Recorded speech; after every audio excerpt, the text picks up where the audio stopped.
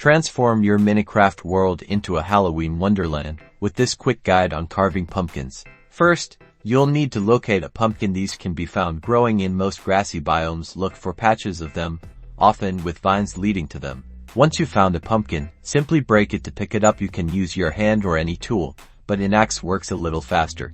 Now, with a pumpkin in your inventory, you're ready to carve. There are two ways to do this, either by crafting or by using a simple interaction. For the crafting method, you'll need shears. Place the pumpkin in your crafting grid, then place the shears next to it in the crafting grid. This will give you a carved pumpkin.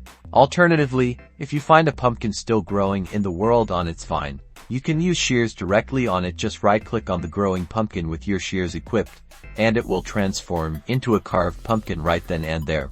Carved pumpkins emit a warm, orange glow, making them perfect for lighting pathways or adding a festive, spooky ambience to your Halloween builds.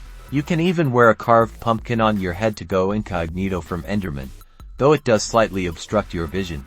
So go forth, gather those pumpkins, and start carving to give your Minecraft builds that perfect seasonal touch.